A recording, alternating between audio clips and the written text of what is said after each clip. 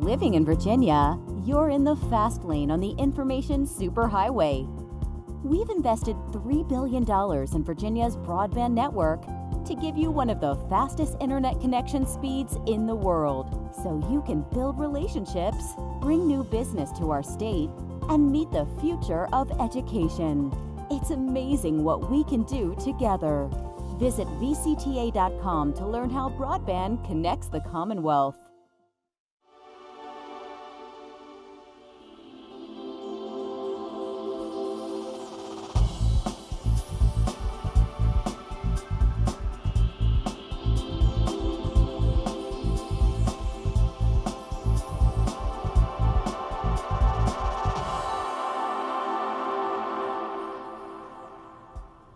From the General Assembly and the City of Richmond, I'm Woody Evans for Cable Reports, brought to you by the Virginia Cable Telecommunications Association and Cox Communications, connecting Virginians to their government. We're pleased to have Delegate Mike Mullin with us today. Good to see you, sir. Good to see you, Woody. Thank you so much for having me. Lawyer, dad, and delegate, I understand. Well, I certainly have a lot of roles and a lot of hats.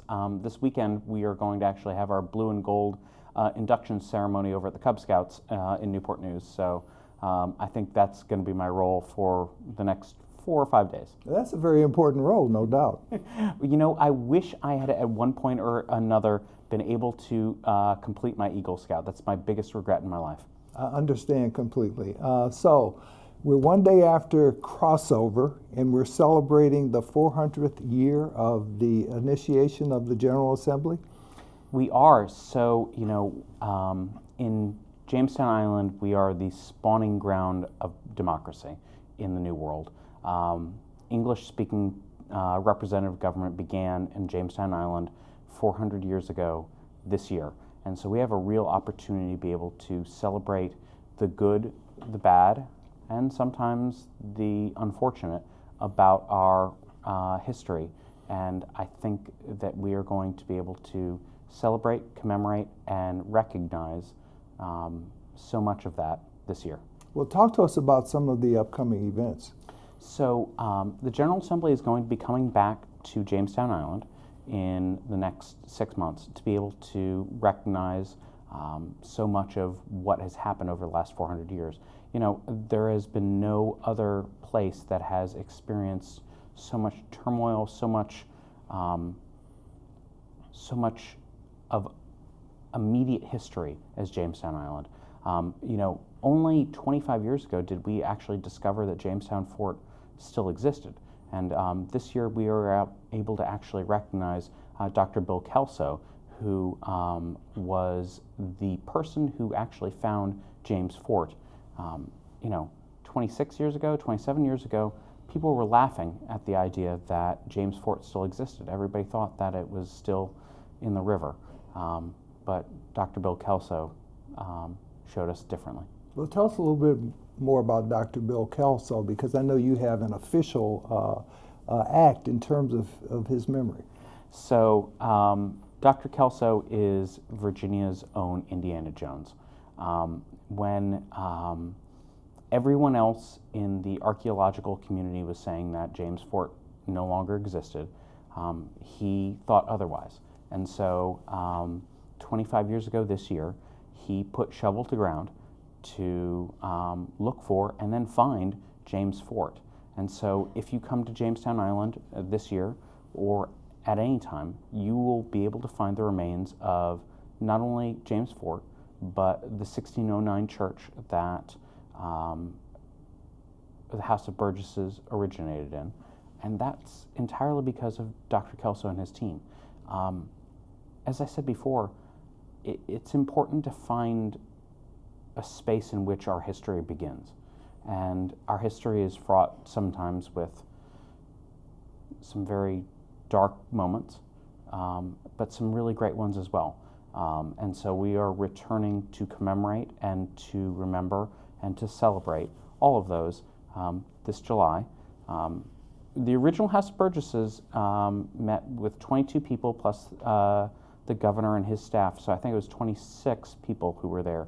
We're going to try and fit about 162 in the same space, so it's going to be a little tighter this year than it was 400 years ago. Well, let's focus on what's happening now. As indicated, we're one day after the crossover date here. So how have things gone as far as you're concerned? Well, I think it's been a hugely successful session so far because we have been focused on the work of the people of Virginia.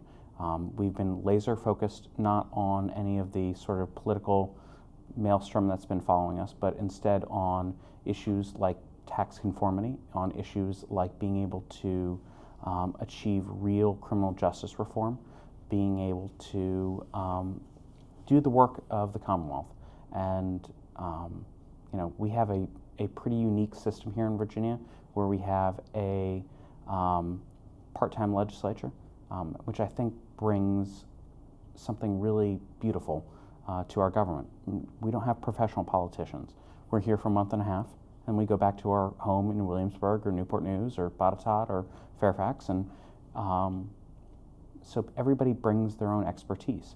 I have never been, and will probably never be, a dairy farmer, and so when I have questions about the dairy industry, I walk down the hall and speak to a friend of mine who is a dairy farmer. And that's not a partisan issue. That's not, that is an expertise that he can bring that I could never do. I can try a murder case. I could be able to represent you in a real estate transaction, but I don't know the first thing about dairy farming. And well, you do know a lot about criminal justice reform, especially as that relates to domestic violence. What's going on in that area? So we've really made a lot of changes this year to be able to protect those who are most vulnerable. So the legislature just passed, at least on the House side, yesterday, a 60-day mandatory minimum for those who have been convicted of a second time of domestic violence. That was championed by Kathleen Murphy, who is a close friend of mine in the House of Delegates, and she's done a tremendous amount of work on that issue. I've spent the last, let's say 10 of the last 12 years as a criminal prosecutor, mostly prosecuting domestic violence and criminal sexual abuse. And I can't tell you how necessary it is to be able to protect those who are most vulnerable, and in particular, the work that she's done. And of course, those kinds of crimes have a ripple effect, if you will. They certainly affect children who may be privy to those acts of domestic violence. They bring those problems with them to our schools. How are we dealing with those children in our schools? You know, one of the things that I'm most concerned about as both a former prosecutor as well as a delegate is what we call the school-to-prison pipeline.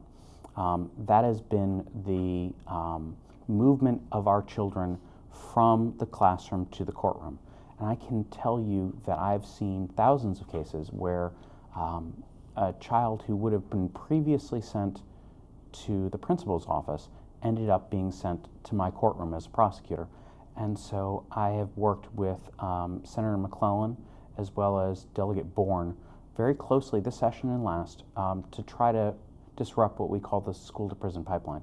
What that has meant in essence has been we've carried bills to end a charge of what we call disorderly conduct in the classroom. And in many ways, what we have seen is young African-American boys have been charged disproportionately with a charge that most people would never be charged with. Disorderly conduct is what you charge when you don't have any other thing to charge. You know, nobody's been assaulted, nobody's been had their property destroyed, so you just charge disorderly conduct. And what we've seen through the Crime Commission as well as through other organizations that have studied this is that it is disproportionately charged to young African American males as well as those children with intellectual disabilities. And so working with Delegate Bourne, working with Senator McClellan, we're trying to alleviate this problem as best we can.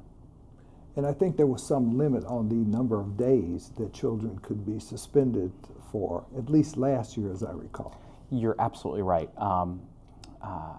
I could not be more proud to be able to stand with Delegate Bourne last year and being able to finally limit the number of days in which we could long-term suspend children. And that was a bipartisan issue. We had Republicans and Democrats who came together. As you're well aware, most things, I'm going to say 95% of the stuff that comes up in the General Assembly is not partisan in one way or the other. Maybe there's some divides between rural and urban, but it's not Republican and Democrat.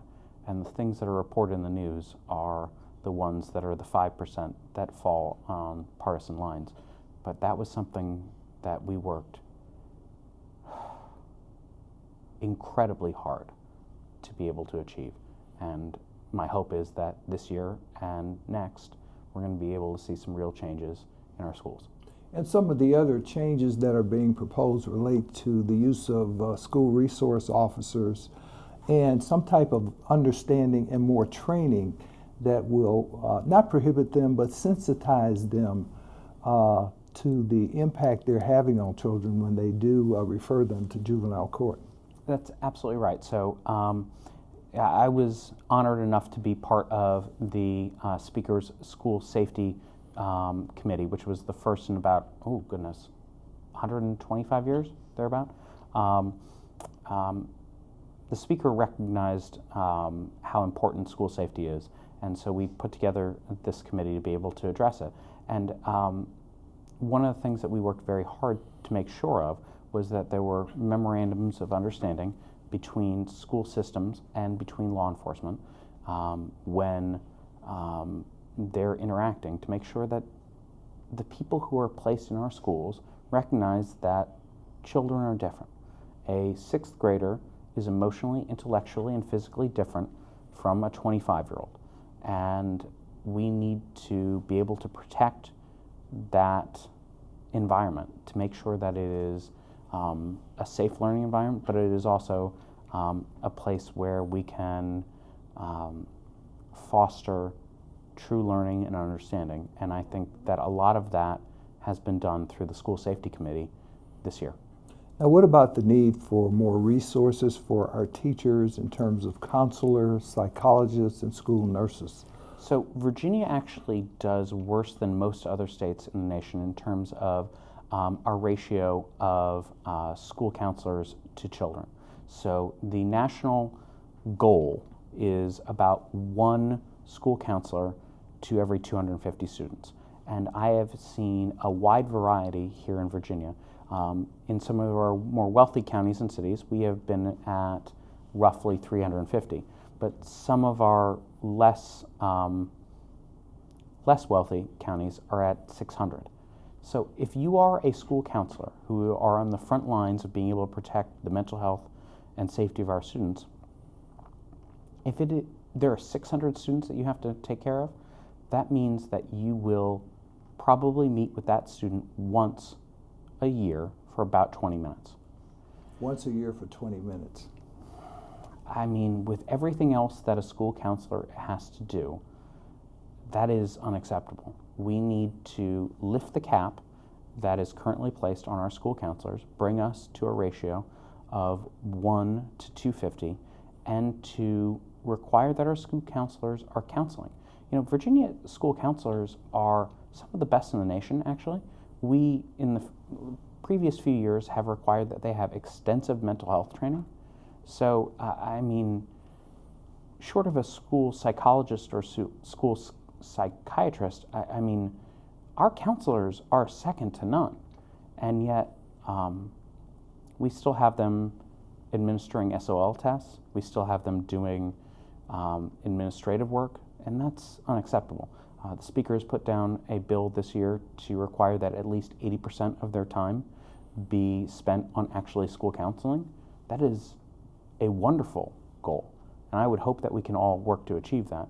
And that in tune with making sure that the ratio of school students to school counselors is 1 to 250, I think is an admirable goal.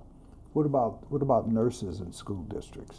You know, there are a number of administrative positions in our schools that have been capped since the Great Recession in 2008 and 2009.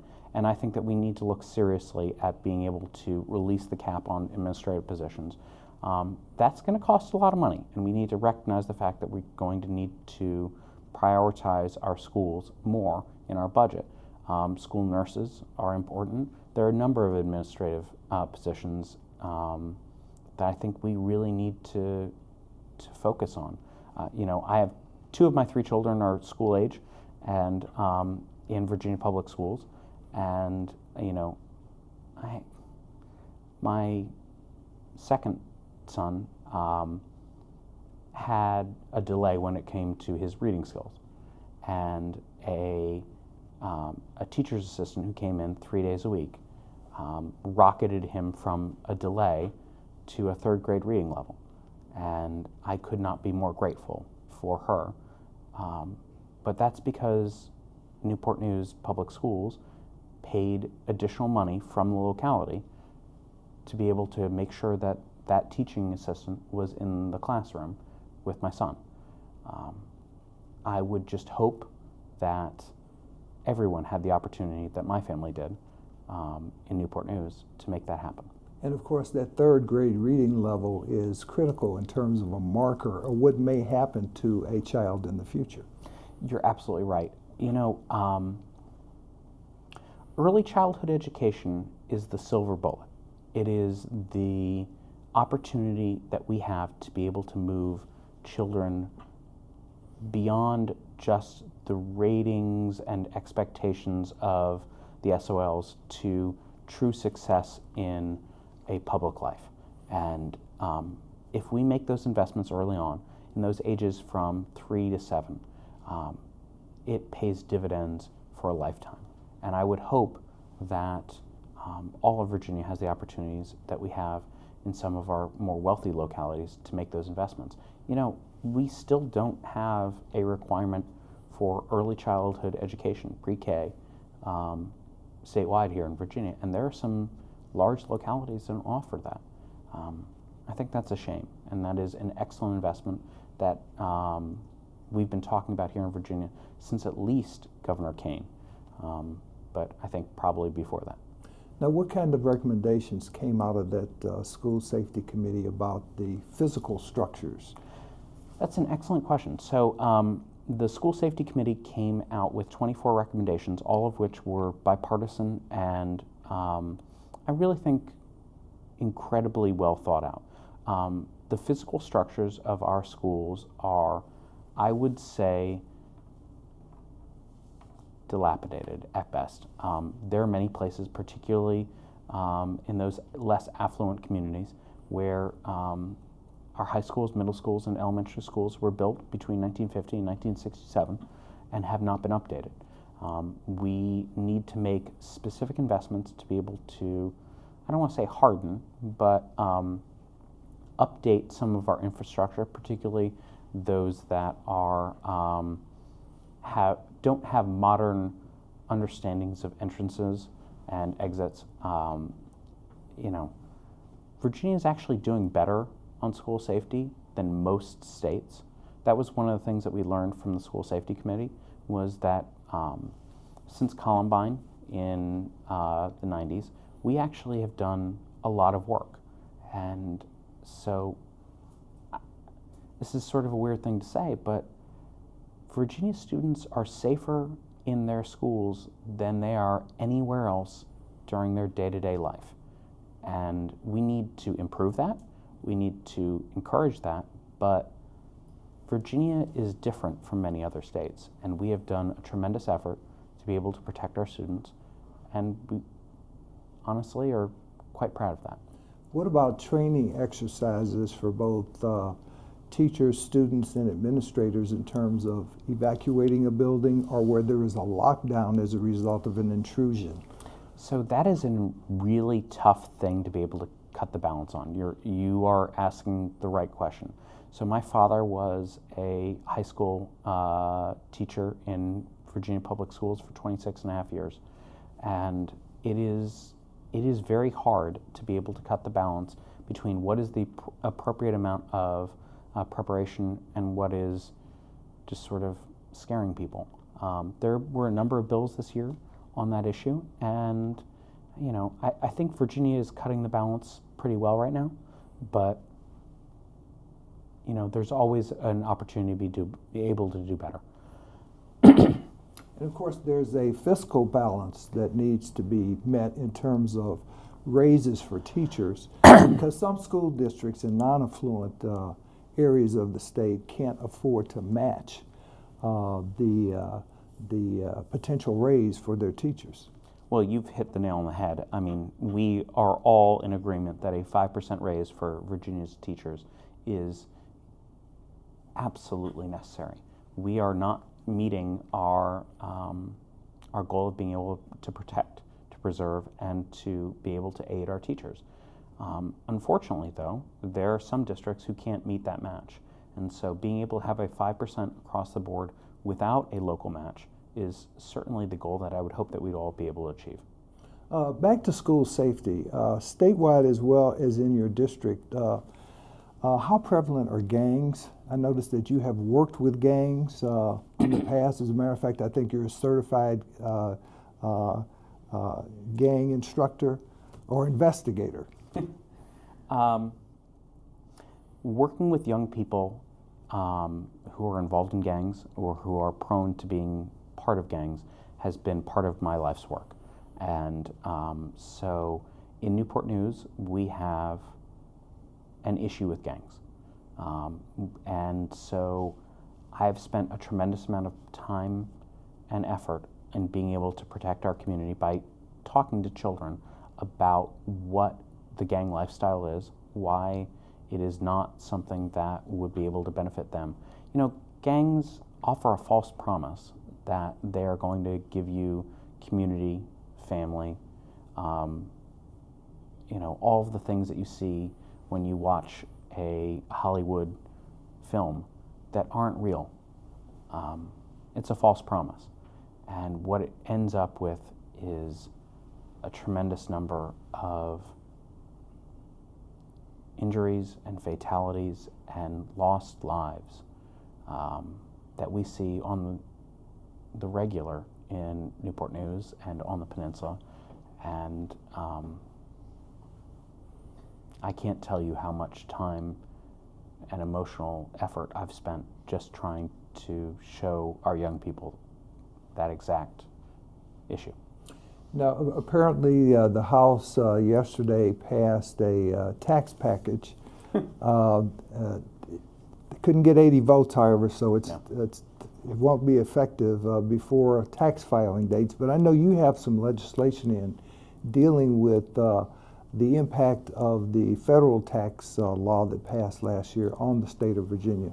So what Virginia needs right now is clean conformity with the federal government. So what that means is that we need to make sure that our tax code mimics the federal tax code.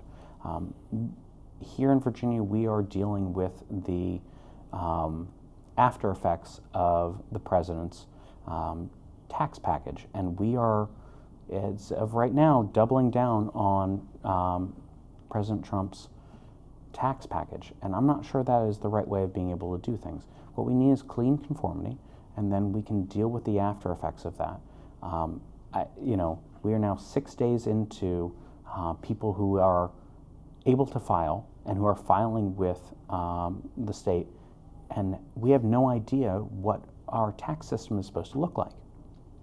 I only wish that this had not been politicized in the way that it had, and that we were able to pass clean conformity as we have for the last 25 years. So what does clean conformity mean? Well, for me, clean conformity means that we conform our tax code to the federal government without any other stipulations or any other rules, and that we just conform our tax code, and then what we do with that is something that the legislature, as the representative body, decides. So would that mean we would accept the federal definition of adjusted gross income, for example? Yes, I think that would be appropriate. I wish that the federal government had been more thoughtful in terms of our tax code and had been recognizing the huge disparities of income that we have here in Virginia. But that is not the case. And so pardon me, what we need most is to be able to conform our tax code to make sure that everybody can file in an even fashion, and then we need to figure out how best to be able to ameliorate some of the problems of the federal tax code here on the state level. Now, Newport News is fortunate to be in the Tidewater, Virginia Beach area. You have the Port of Virginia there. How important is that port to your district? Well, I can't think of an area that is not more tied to our Navy, to our military. We have the second most members of our military in the 93rd District. That port is tremendous, whether it is our civil port down on South Side, or whether that is the Norfolk Naval Base. We are intrinsically linked to the water in Newport News and on the peninsula. And so everything that we do is related to the water. That is who we are, who we will be, and that is, well, I would say our greatest asset. And it also is fraught with danger. We have sea level rise, and I'm sure that's an issue that you and your constituents are very concerned about. It is vitally important that we deal with the issue of climate change on a regular basis. We are, along with the City of New Orleans, working hand in glove to be able to develop new technologies to be able to push back the issue of sea level rise. But here in Virginia, we need to make sure that we are making the investments necessary to combat this on a statewide level. It can't just be the City of Newport News, the City of Hampton, James City County, York County, and Williamsburg who are making these investments. This needs to be a regional and statewide approach to recognize the fact that on the peninsula we now have laws in place to say that your cars can't make a wake behind it, which is both scary and real, that we recognize sea level rise is such a part of our life that our cars have the same laws as boats. So that's a public safety and potentially a national security issue. Oh, goodness gracious. If we lost Norfolk Naval Base, that would be catastrophic. And so being able to take care of the military bases that we have in the Hampton Roads area, we are, as a Hampton Roads area, the largest military installation in the world. And so we are and will always be America's military. And so we need to make sure that we protect that and those bases as much as we can. Well, thank you for being here, Dolly. Good to see you again. Good to see you as well. Thank you for watching Cable Reports, brought to you by the Virginia Cable Telecommunications Association and Cox Communications. Until next time, I am Woody Evans.